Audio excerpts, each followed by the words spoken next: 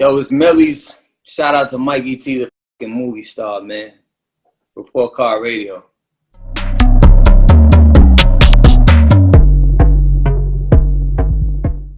Millyz, man, I appreciate you joining me today on Report Card Radio, bro. No doubt. You know, Millyz, if we can get serious just to start this thing out, you have a story that I'd like to share with our audience. We've seen how serious COVID-19 is directly affecting, several people in hip hop. Could you share your story of your battle with the coronavirus? Yeah, so at first I was super taking the precautions, but after a few months of like really quarantining and not being around people, I got tired of that shit, and I started rocking out with no mask and just being around groups of people because I live a social lifestyle, you know what I mean? Real social. So I think I was going through withdrawal from not being around people type shit in the capacity that I'm used to. So, I eventually started going out, and I didn't take the precautions. And I started feeling a cold, but I'm like, all right, whatever. I had left New York to go back to Boston because they said the corona was in New York the most. So I'm back in Boston. I'm not even thinking that it's possible to catch a cold. I mean, to catch this shit. I'm thinking it's a lie at this point because I really don't know nobody with it. And I started feeling a cold, and I just went to the hospital to get checked out or whatever, urgent care. Yeah, and they told me I had the Rona, and my mind was blown. I'm like, impossible. That's crazy. And at that time, like, I was just feeling like I was feeling like a heavy cold, like a real heavy cold. And then within like a day, it spread to my lungs. But I never went to, like, I got out of the hospital, you know what I mean? As soon as I tested positive, like, I was out of there. People kept hitting me and saying, yo, don't let them plug you up to the machines. But it was never my intention to even, stay there. Like, I was going because I'm more on my Dr. Sebi type shit. Like, I'd rather, like, do it naturally. So, I went to the crib, and I'm there, and I'm quarantining.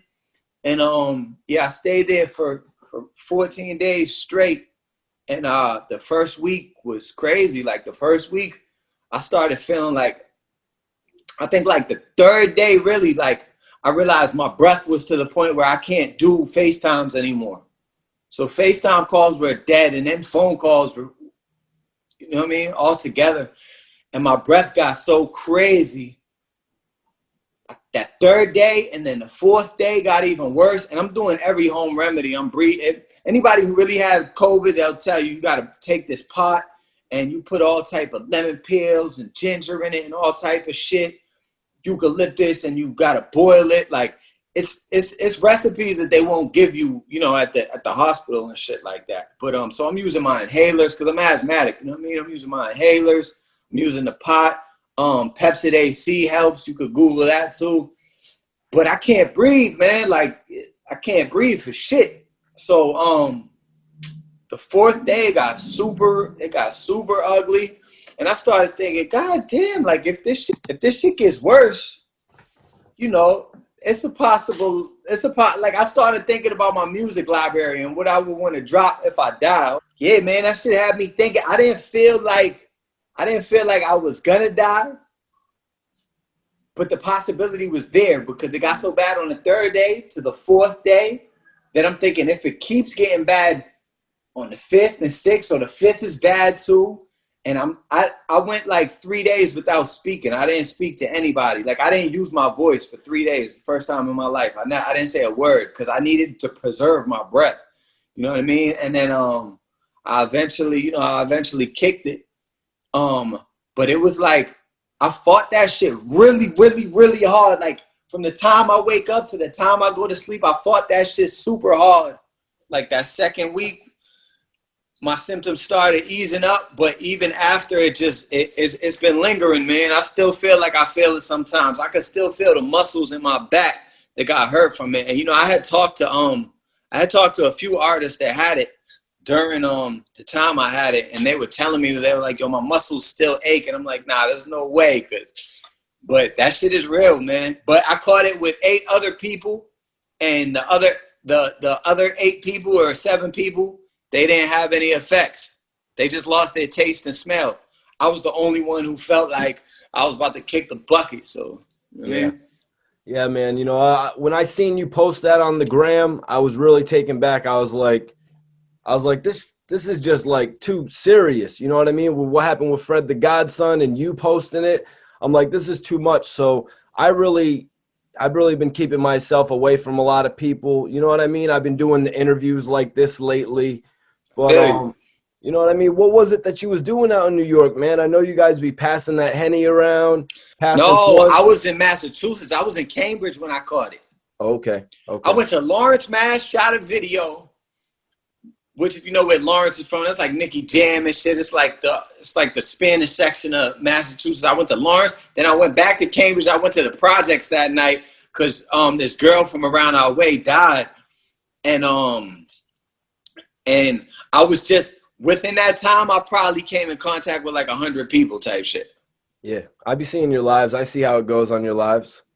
Yeah. I was probably with like 100 people, but I never thought, you know, it would be me. But I'm kind of glad, you know, that I'm kind of glad I did get it now because I don't think you could get it again for real. No, just to tap in about that a little bit. My aunt actually, my great aunt, 85 years old. She had got the coronavirus. I seen my brother actually posted about it on Facebook.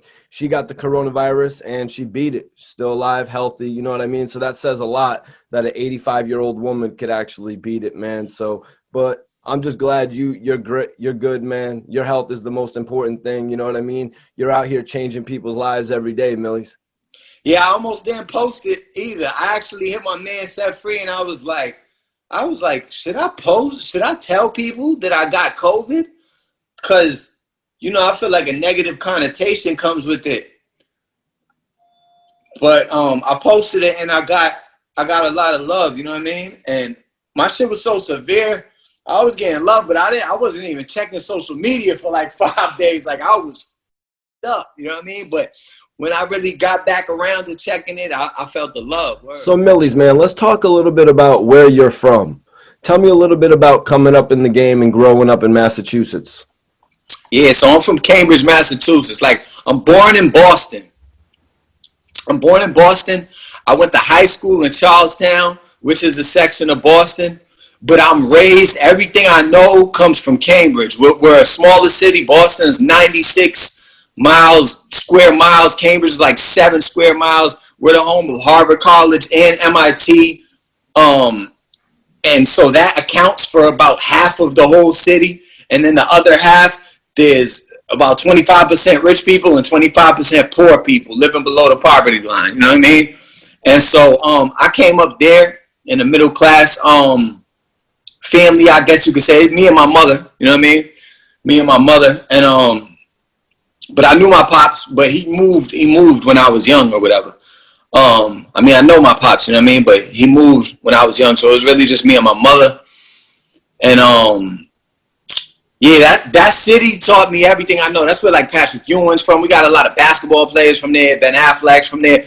Like a lot of famous people come from Cambridge for being such a small city. You know what I mean? Like the first black woman ever on Baywatch. The Jarvis family, like if you know about basketball and things of that nature, you know what I mean? Ramiro Robinson, Nipsey Hussle has said that he had a mentor from Cambridge, you know what I mean? If you check his interviews or whatever, Bob Francis, excuse me. But yeah, so it's like a special city and it's a trap city, you know what I mean? We hustle. What was your earliest memory of what made you want to get into music? I think, you know, I think everybody wants to get into music at some point when they're young. They see artists look cool and you want to be that, you know. So I think that's my earliest memory. But as far as knowing I could do it, it was just, you know, the first times I would write my rhymes and say them in my neighborhood and people would react. And I love that reaction. That was like a high to me. That's a high that I still chase. So who were some of the people that actually influenced you, you know what I mean, to actually get in the game? Was there many people from Massachusetts, or was it other people from other states? Yeah, it wasn't really people from Massachusetts. It was like, you know, the famous rappers. I'm sure you know who I would say if I listed off all the rappers that inspired me, you know. Was it what, Jay-Z, Eminem? Yeah, Jay-Z, Tupac, Biggie Smalls. The shit that sounds cliche, but yeah, that's my, you know. But down to Beanie Siegel, State Property, D Block, the whole Death Row, Bad Boy, No Limit. I got a wide spectrum of music that I listen to, rap wise. So let's break down how you actually got the name Millyz then. That came from the star point guard. Like I said, Cambridge is like a basketball town, and that came from the star point guard at the time on the high school team, Louis Ford. He used to just call me Millyz when he would see me around. My name's Miles, so I don't know where he got that from, but he would just call me Millyz, and it just stuck. You know what I mean? Yep, for sure. So you said there's so many different demographics and where you come from. How were you promoting yourself? Were you handing out CDs, local showcases? Oh yeah, my CD grind was crazy coming up. I actually pressed these CDs. I had a tape called White Boy Like Me, and it was like in my neighborhood, and it was just a regular day in the neighborhood. I took a picture with a lot of the homies. I told everybody go to the store, get black t-shirts. I wore a white t-shirt. I stood in front of my whole block and called it White Boy Like Me. So the cover would catch people's eyes off rip. So we would take that and we would go to every city in Massachusetts. We'd go all through New York. I would just hand CDs out. I'd never really try to sell them like that, you know, unless people just really wanted to buy them like that. But I just wanted to get my name out. So we would go all through Harlem, passing CDs out, all through the hood, all over Boston, like everywhere. You know what I mean? LA. My CD grind was crazy, and then I would have fans like on my MySpace or was it Facebook? I don't know. And I would send them CDs to pass out in their towns too. So I would send somebody who wanted to be down with the movement like 30 CDs, and they pass it to 30 of their friends. So, you know, that's how it was before Instagram. Right. So that's actually what I wanted to ask you. Like, how did you like acclimate to all the online world that had come? You know, obviously you got the hand in hand. Obviously you got the respect of like your city. But once everything turned into an online campaign, how'd you go over to that way?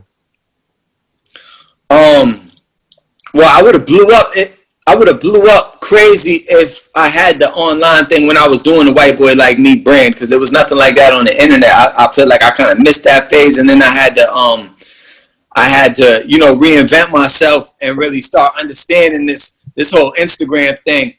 I started picking up a following really with like the bars.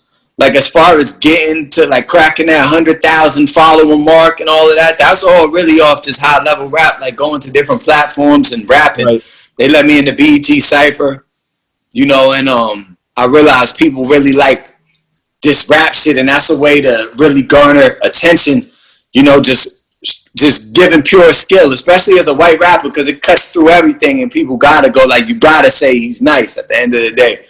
You know what I mean? So almost after every verse you spit, you got to say that, man. But yeah, you're right, Millyz. That is the answer to that question. You go into all these shows like Sway, Static Selector, going to all. Yeah, Static started it off. Going to Statics, I started getting real comfortable with rapping at radio from Statics, and then I went to Sway, Flex, Bootleg Cav, Cosmic Cav, and I went down the whole line, and I kind of wanted to check all the boxes and go crazy, just like it's like earning stripes, you know what I mean? It's like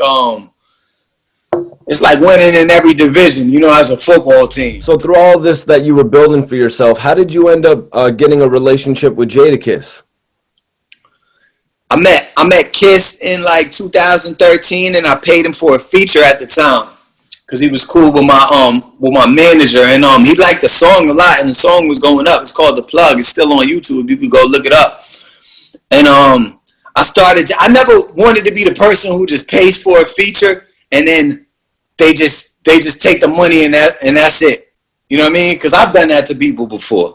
So I understand that. Like, I've also grown relationships with artists that paid me and followed up with me. So I wanted to make sure to follow up with Kiss, not on some annoying shit, but just popping up at certain shit. So when I moved to New York, I was going to Starlets, like, you know, like he would always be on flyers. Jadakiss hosting at Starlets tonight, the strip clubs. So I had wild homegirls in the strip clubs. So I always used to just pop up by myself, wait till Kiss get there, get a little FaceTime, you know what I mean? Kicking with them some more, build a relationship. And that's kind of how we grew the relationship right there. And then his man who passed away, Ice Pick J, eventually told him, like, yo, you should sign the kid Millyz. And yeah, that's what we did. How did the actual deal come about once he said you should sign to him? Was it something you guys actually inked in paper? It's official. We just not with a major. What are you working on over there with Kiss? I just seen that he actually put you on his album with the Dej Loaf joint with the Nino Man. Yeah, I mean, before Corona hit, we were in the studio a lot, but they're making a new D Block studio, so we're always working though. We got something you know, this project is about to come out, Blanco Tres, so he's very heavily involved with that. The world's gonna see it soon. That's right. So you were just saying that you and Kiss were actually in the studio a lot before this whole pandemic hit. Tell me a little bit about that, man. I mean, you know, it's what you would think it is. It's we pull up beats and sometimes it'll just be a record I'm on, or a record he might just be working on his own stuff, or sometimes it's a collaboration. And when it's a collaboration, that's when you got to bring that pen game because it gets serious. You know what I mean? Yep. I definitely heard Kiss trying out some new flows on records with you. Yeah, hell yeah. Nah, he like to do that, but his pen game is crazy, man. It's a hell of a thing to be in the same room with him as he's writing to a song that you're about to get onto and you don't know what he's gonna say. Like, it could be an intimidating feeling. You really got to go hard, you know? Facts. One of the greatest of all time. So what is So Raspy? It's a management company? So Raspy is all of that. It's a label management company. That's what's up, man. I definitely wish you all the success over there. But I want to ask you about a label deal that you actually turned down. I seen you tweet about it. Can we talk about how you turned down Treyway and Shottie? How did that whole thing happen? I don't want to say it like I turned it down. Because the circumstances were crazy. Like the feds, as paperwork was going back and forth, the feds came in right there. Okay. So that was the end of everything anyway. But Shottie was my man. Like, I was moving around with Shottie a lot, and we were possibly thinking, you know, before everyone knew that this kid was going to be a rodent, you know what I mean? Before he got everybody locked up or whatever, we were thinking that we could do a partnership with So Raspy and Treyway possibly, and have the legend co-signing it with the goofy little dude co-signing it. So it would be because at the time he was hot, you know what I mean? But I mean, thank God that didn't happen. And, you know, free Shottie. So tell me, how did you originally meet Shottie? Was he in the music industry when you first met him, or was it just dreams? I met Shottie shopping downtown New York, and he had felt like he saw me somewhere before. We like struck up a conversation in my man Chuck's store, Origins, and he told me, yo, I got a video today. We got to Get the Strap video with 50 Cent. Pull up. So I thought that was respectable. The fact he just met me and invited me to some big shit. So I pulled up. You know, they showed me love. And we just kicked it from there. You know what I mean? We would hit the town. Damn, how was the video shoot that day? Did you get to meet Fifth? I was like right there. You know what I mean? Like I've met Fifth before, but that day it's like he was in a dice game, so it wasn't time for me to be like, yo, what up, bro? Like, You know what I mean? No, I totally feel you. So you had mentioned that it was going to be a So Raspy Treyway thing. How did Kiss feel about when you brought Shottie to the table? Like, yo, Shottie's messing with me, Kiss. Like, he was open to hearing it out. He was just more like, all right, what does the bag look like with the contract? You know what I mean? Like, he was open to hearing it out. So, Millyz, I actually heard you shout Shottie out on your record recently, man. How have you been able to keep a relationship with him? Oh, yeah, nah, you know, I talked to him. I talked to him on the phone. By the time this is out, my new video will be out, so you'll hear him on the phone in my video. But yeah, nah, I just keep in touch, you know, real shit. Send him something when I could, you know. Same thing I would do for any of my friends. I hear you. So ultimately, I guess the question is like, why do you want to keep in touch with him? Do you feel like remorse for him after what happened, or? Nah, he was a good dude, and Shottie took to me at the height of. Shottie was lit. That's what people don't understand. In the game, he was looked at as like a gangster in New York. Plus, he had the hottest artist in the whole world at the time. Like, he was super booming. When I'd move around with Shottie, people treated him like a celebrity. You know what I mean? So, Shottie was super lit. And everywhere I would go, he would treat me with that same respect. We would be in a room full of a bunch of hot new upcoming artists, and he would tell them, like, y'all bugging, you don't know who that is, you better get a picture with him, like, he's hotter than all y'all. Like, the way he would talk to me, it's just my man. He put a battery in my back, you know what I mean? A lot of people are going to be looking for this Blanco. You know, a lot of people out there know you from that moniker. What can they expect from the third one in the trilogy? Oh man, this is my first album where it's like half singing, half rapping.